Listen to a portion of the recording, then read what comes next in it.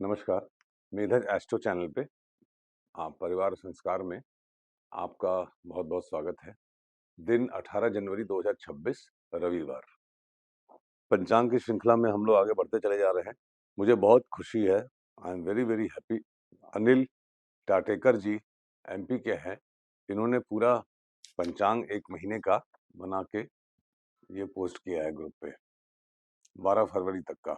14 जनवरी से 12 फरवरी तक का, मकर संक्रांति टू कुंभ संक्रांति। ये देख के मुझे बहुत खुशी हो रही है। इसमें इन्होंने तिथि, वाह, चंद्र राशि, प्रभाव ग्रह, कारक ग्रह, वार, नक्षत्र, उनके सर्वतोभद्र के नक्षत्र, नक्षत्र का वेद, नक्षत्र की लत्ता, योग, ये सब घात चक्र बना के भेजा है। ये सब ये इस तरीके से मैंने प्रिंट आउट लिया है। ये अभी विजिबल तो नहीं है, इसको और क्लियर लेंगे, मगर ये कमेंट सेक्शन में होगा, तो आप लोग कमेंट सेक्शन से इसको डाउनलोड कर लीजिएगा। ये एफर्ट निश्चित रूप से बहुत सराहनीय है और वो बधाई के पात्र हैं। मुझे जब ऐसे कोई रिस्पॉन्ड करता है कुछ पढ़ाने पे तो मुझे बहुत खुशी होती है, क्योंकि आजकल ऐसे स्टूडेंट्स नहीं मिलते हैं और ऐसे आपने किया है, ये आप निश्चित रूप से बधाई के पात्र हैं।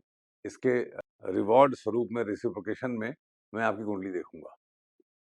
जो भी दिन आप तय कर लीजिएगा, संडे प्रेफरेबली रहे, संडे आफ्टरनून, क्योंकि वो टाइम ऐसा होता है कि मैं लिटिल फ्री रहता हूँ। मैं मंत्रों की रिकॉर्डिंग उस समय करता हूँ, संडे और मंडे को। जो मंत्र भी देखिए आप उस पे पोस्ट हो रहे होंगे। इन्होंने बहुत अच्छा बनाया है और ये एक बहुत बड़ा सीक्रेट है, जिसका कि इंसिडेंटली आज ही टाइम है भी ज्योतिष में। और सीक्रेट क्या, वो अच्छी इन्फॉर्मेशन है जो बहुत दिनों से मैं सोचता था कि आपको कब दूं, तो आज ही देता हूं ये। और इस जो आज मैं एक अच्छी बात बताऊंगा, उसके क्रेडिट जाएगा अनिल तातेकर जी को।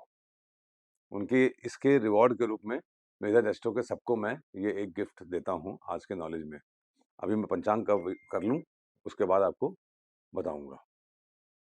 तिथि शश्री मापनोति, तिथि है अमावस्या। अमावस्या है 19 तारीख को 1:21 तक। नक्षत्रात् हरते पापम, नक्षत्र है पूर्वाषाढ़ा, देन उत्तराषाढ़ा। योगात रोग निवारणम, योग है हर्षण योग, देन वज्र योग। करणात् कार्य सिद्धिश्च, करण है चतुष्पद नागव, जो कि स्थिर करण होते हैं, राहु केतु जिनके स्वामी होते हैं। देखिए, पंचांग का फल सुनना, पढ़ना ही अपने आप में गंगा जल के समान पुण्य देता है, इसमें कोई संशय कभी भी नहीं है। 2 घटी मुहूर्त ऋषियों का सबसे बड़ा हम लोगों के लिए तोहफा है। तो तिथि है अमावस्या। अमावस्या में पितृ हमारे पृथ्वी पर आते हैं। अमावस्या basically it ends something and it start something. अमावस्या पे निश्चित रूप से कुछ चीजें का समापन हो रहा होता है और कुछ चीजों का की स्टार्ट होता है, उदय होता है। और अमावस्या पे जो चीज शुरू होती है वो पूर्णिमा पे बढ़ जाती है और जाके अगले अमावस्या पे उसका समापन होकर फिर एक नई चीज शुरू होती है। इसके पीछे लॉजिक क्या है? लॉजिक क्या है कि सूर्य और चंद्र 12 बार मिलते हैं। 12 राशियां होती हैं तो 12 बार मिलते हैं, इसीलिए 12 ज्योतिर्लिंग होते हैं। चंद्रमा सूर्य के साथ सब जो होते हैं, चंद्रमा पार्वती हैं, सूर्यदेव शिव हैं। सूर्य और चंद्र का जब मिलन होता है तो न्यू क्रिएशन टेक्स प्लेस। अमावस्या की रात सूर्य और चंद्र मिलते हैं, ज्योतिर्लिंग जो है वहां पे माँ पार्वती और भगवान शिव का मिलन होता है और नया क्रिएशन कुछ होता है। और उस क्रिएशन के विटनेस होते हैं हमारे सप्तऋषि। तो अमावस्या के दिन सप्तऋषियों का बड़ा मान होता है।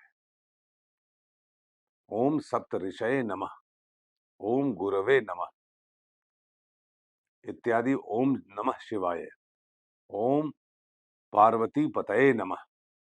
देखिए, भगवान शिव और विष्णु इनके अवतार हैं, देवी का अवतार नहीं है कोई, ये आप समझ के चलिएगा। भगवान शिव और विष्णु जी अवतार रूपों में आए हैं, ऋषियों के रूप में। अमावस्या में पितृ पृथ्वी पर आते हैं और पितृ प्रसन्न हैं कि नहीं है, ये आपके जीवन यापन में आने वाली कठिनाइयों से मालूम हो जाता है। देखिए, ये बात कोई नहीं कह सकता कि हमने कोई पाप नहीं किया था। अनेक जन्म पापेन व्याधि रूपेण जायते। व्याधि मतलब बीमारी, दुख, संताप, कष्ट, अब ये मानसिक हो चाहे शारीरिक हो। अगर आपके जीवन में कोई भी मानसिक, शारीरिक कष्ट नहीं है, कोई भी संताप, दुख नहीं है, तो ये कहा जा सकता है कि आपने कोई पाप नहीं किया और आप पूर्ण रूप से पाप मुक्त हैं और आपके पितृ भी प्रसन्न हैं। ये तो रामचंद्र जी और कृष्ण जी के साथ भी नहीं था। They were also not happy. Krishna ji को भी बुखार हुआ था, फीवर हुआ था, ज्वर हुआ था और भगवान राम ने आखिरी में आकर, चूंकि लक्ष्मण जी चले गए उनको सजा के रूप में, हालांकि एक माया थी, वो समुद्र में लीन हो गए, तो उनके दुख में रामचंद्र जी भी समुद्र में लीन हो गए। तो इसको हम लोग अंडरस्टैंडिंग की भाषा में कह सकते हैं सुसाइड, सेल्फ डिस्ट्रक्शन। तो ये टेंडेंसी हर किसी में होती है। भगवान कृष्ण ने अपना जब शरीर उनको छोड़ना था, जब उनका समय आया, तो उन्होंने इतनी आसान मौत चुनी कि एक बहेलिये ने उनके तीर मारा, पैर में लग गया और वो मर गए, प्राण छोड़ा। तो ये जो हम लोगों के ईश्वर हैं, भगवान हैं, उन लोगों के जो जीवन शैली है, वो हम लोगों को जीने के तरीके सिखाती है। जैसे आप देखिएगा नक्षत्रों में, अगर आप देखेंगे श्रवण है, धनिष्ठा है ना? चित्रा है, ये सब भगवान विष्णु से रिलेट करते हैं। भगवान विष्णु क्या है? अब बाल रूप में हनुमान जी के बाल रूप की उतनी ज़्यादा चर्चा नहीं होती है, पूजा नहीं होती है, या देवी के बाल रूप की बहुत ज़्यादा ज़िक्र नहीं आया है। भगवान राम के बाल रूप में हम लोग उनको पूजा करते हैं, भय प्रकट कृपाला। भगवान कृष्ण के बाल रूप के बड़े चर्चा है, बहुत उनकी हम पूजा करते हैं, उत्सव मनाते हैं उनके जन्म का। तो इससे ये भी समझा जा सकता है कि श्रवण वाले, चित्रा वाले, धनिष्ठा वाले, ये लोग बड़े बाल रूपी होते हैं, मौलिक रूप से बड़े सहज होते हैं, उत्साही होते हैं। एक बात की बात में मेरे दिमाग में आ गया, अमावस्या जो है, अमावस्या में कोई भी तिथि दग्ध नहीं होती है, सारी राशियां कंप्लीटली पोटेंट होती हैं। चंद्र अस्त होते हैं, अस्त होते हैं मतलब प्यूरिफाई हो रहे होते हैं। देवी इज, पार्वती माँ is meeting Bhagwan Shiv in absolute surrender mode for creating something. तो ये निश्चित है कि प्रत्येक अमावस्या, चूंकि हम में से हर कोई न किसी मानसिक शारीरिक व्यथा का शिकार है, तो हम में से हर किसी को अमावस्या पे प्योरीफाई होने की आवश्यकता है। अब प्योरिफिकेशन हम दान के रूप में करें, या दान को ही ज्ञान के दान के रूप में करें, या पर सेवा के रूप में करें। देखिए, इंटरैक्ट आपको किसी न किसी से करना पड़ेगा। अब इंटरैक्ट कैसे करेंगे, डिसाइड करेंगे। देखिए, ये अमावस्या पूर्वाषाढ़ा में शुरू होकर उत्तराषाढ़ा में खत्म हो रही है। मतलब क्या हुआ? पूर्वाषाढ़ा दानव नक्षत्र है, उत्तराषाढ़ा मनुष्य नक्षत्र है। इसका मतलब मनुष्य नक्षत्र, दानव नक्षत्र, मतलब you have to ensure that आपके पास कोई भी अनडिजर्विंग चीज नहीं है। अगर आपके पास कोई अनडिजर्विंग चीज है तो उसका आप दान करिए।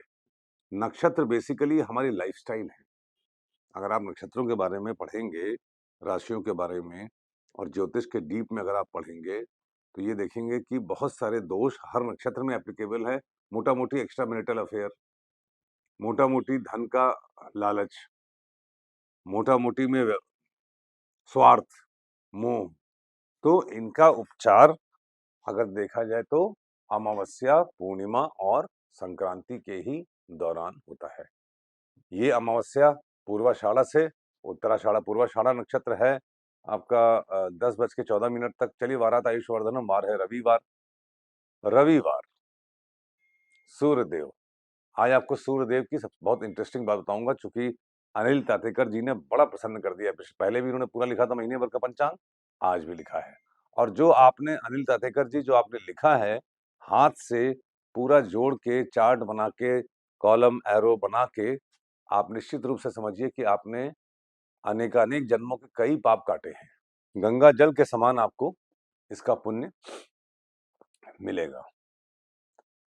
रविवार का दिन है, सूर्यदेव भी पूर्वाषाढ़ा से उत्तराषाढ़ा की तरफ सूर्यदेव उत्तराषाढ़ा में है। उत्तराषाढ़ा नक्षत्र है भी, देखिए चंद्रमा भी पूर्वाषाढ़ा से उत्तराषाढ़ा में है, तभी अमावस्या होगी।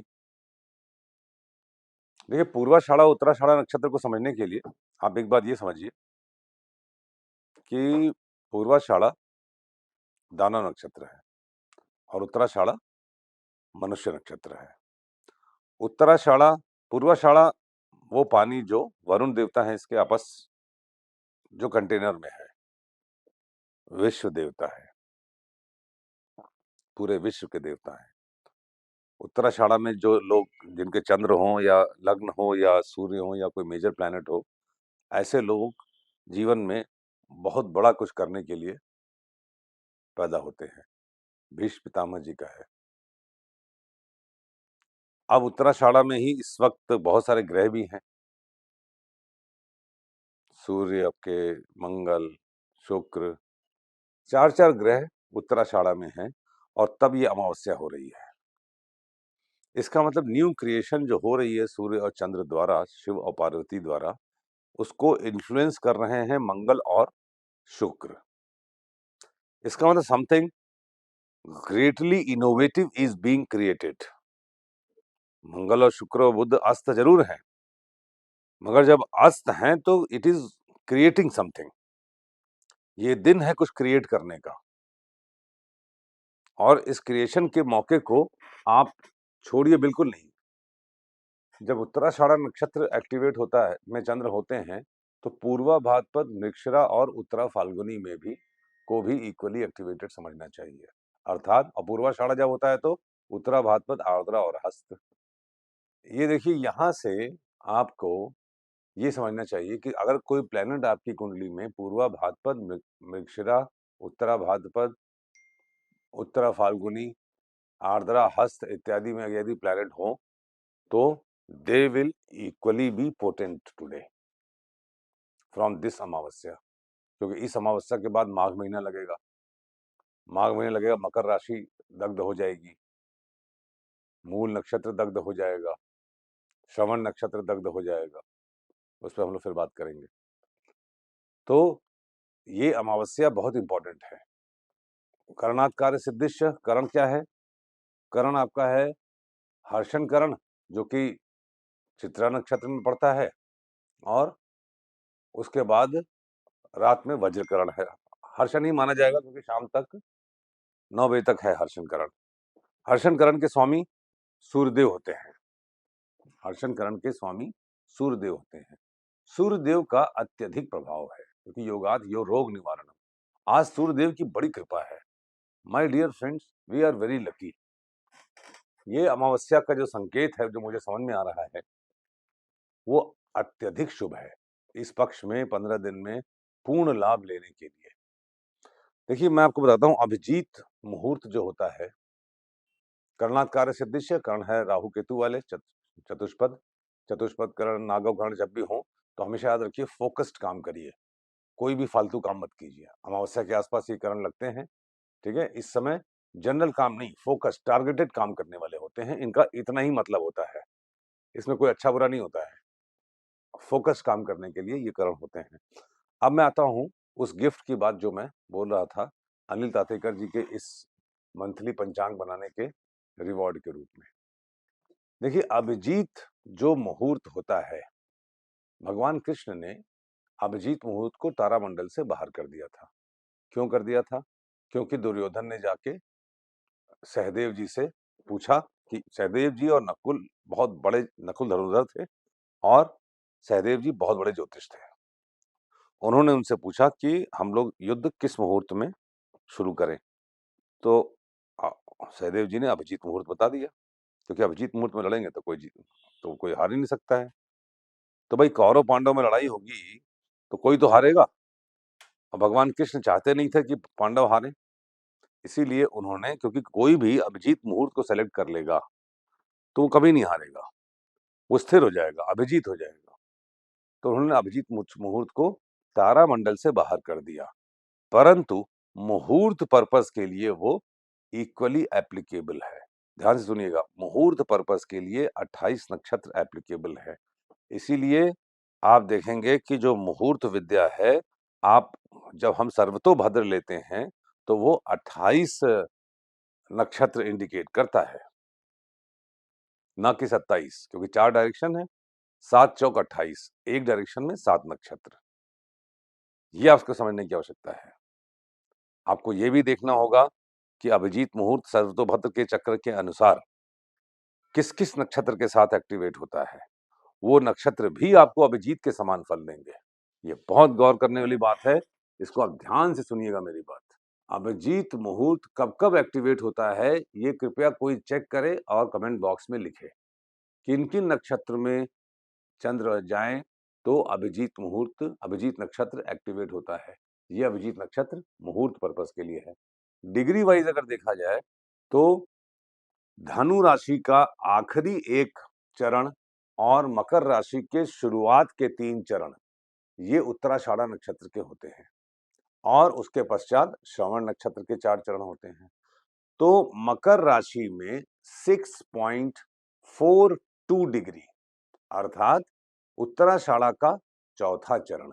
उत्तराषाढ़ा का चौथा चरण जो होता है और 6.42.12 मतलब 6 डिग्री 42 मिनट 12 सेकंड से 10 degree 56 minute 31 second 10 degree 56 minute और 31 सेकंड मतलब श्रवण नक्षत्र का 0.56 मिनट और उत्तराषाढ़ा का 6.42 से 10 डिग्री तक मतलब अभिजीत मुहूर्त का स्पैन हुआ 6.42 6 डिग्री 42 मिनट 12 सेकंड 6.42.12 से 10 डिग्री 56 मिनट 31 सेकंड इन मकर राशि। ये इस पीरियड में जब सूर्य जाते हैं, तो सूर्य चूंकि उत्तराषाढ़ा के स्वामी भी सूर्य ही हैं विंशोत्तरी के अनुसार और उत्तराषाढ़ा सूर्य ही सूर्य हैं, सूर्य अभिजीत हो जाते हैं। ये पूरे वर्ष बेस्ट मुहूर्त है कोई भी ऐसा कार्य करने के लिए जिसमें आपको फिक्सिडिटी चाहिए हो, स्थिरता चाहिए हो, क्योंकि उत्तराषाढ़ा सारे उत्तरा वाले स्थिर मुहूर्त हैं, स्थिर नक्षत्र होते हैं सारे उत्तरा वाले, उत्तराषाढ़ा, उत्तरा फाल्गुनी और ये नक्षत्र जब संडे को पड़ जाए तो वो सर्वार्थ सिद्धि योग हो जाता है। संडे को मूल नक्षत्र हो या उत्तराषाढ़ा वाले नक्षत्र उत्तरा वाले नक्षत्र हो जाएं, तो ये आपका अभिजीत मुहूर्त हो जाता है। क्या बात है। संडे को हस्त, मूल, तीनों उत्तरा, पुष्य और अश्विनी ये सर्वार्थ सिद्धि योग बना देते हैं, सर्व अर्थ सिद्धि। इसीलिए आप देखिए कि America, United states of America के राष्ट्रपति का शपथ ग्रहण जब भी होता है, वो इसी तारीख के आसपास होता है। 19 जनवरी, 20 जनवरी, 21 जनवरी के आसपास होता है। इतना ध्यान वो लोग इसीलिए आप देखिए कि इस दुनिया में सबसे कम अगर ट्रेजेडीज हुई हैं किसी भी प्रेसिडेंट के साथ, तो वो अमेरिकन प्रेसिडेंट के साथ होती हैं। जो भी प्रेसिडेंट रहे हैं, जनरली स्थिर रहे हैं। Exceptions are always there. ये हम लोगों को गौर करने की बात है कि आज के बाद ये जो अमावस्या हो रही है, ये अभिजीत मुहूर्त में हो रही है। शाम के बाद सूर्यदेव उसी डिग्री में प्रवेश करेंगे और अगले 4 दिन रहेंगे, 3-4 दिन। अगले 3-4 दिन सूर्यदेव का उत्तराषाढ़ा में रहना इसी साल नहीं, हर साल आप नोट कर लीजिए, सूर्यदेव हो या कोई भी ग्रह हो, जब वो 6.42.12 डिग्री में हो, बिटवीन 6.42.12 से 10 डिग्री 56 मिनट 10.56 31 सेकंड में हो, उनको अभिजीत नक्षत्र में माना जाना चाहिए। अब किनके लिए ये बहुत अच्छा होगा? जिनका लग्न सूर्य का हो, सिंह हो, जिनकी राशि हो सूर्य की, जिनका जन्म होरा अगर सूर्य की है, तो आप समझ लीजिए कि आंख बंद करके ये मुहूर्त आपको सर्वार्थ सिद्धि दे देगा, सारे अचीवमेंट्स जीवन में प्राप्त करा देगा। आप ऐसे लिख लीजिए, Sunday, Monday, Tuesday, Wednesday, Thursday, Friday, 7 दिन लिख लीजिए। नक्षत्र लिखिए, मैं नोट करा देता हूँ। संडे को हस्त, मूल, तीनों उत्तरा, पुष्य और अश्विनी। मंडे को श्रवण, रोहिणी, मृगशिरा, पुष्य, अनुराधा। मंगलवार को अश्विनी, उत्तरा, भाद्रपद, कृतिका, अनुराधा, अश्लेषा। बुधवार को रोहिणी, अनुराधा, हस्त, कृतिका, मृगशिरा। गुरुवार को रेवती, अनुराधा, अश्विनी, पुनर्वसु, पुष्य।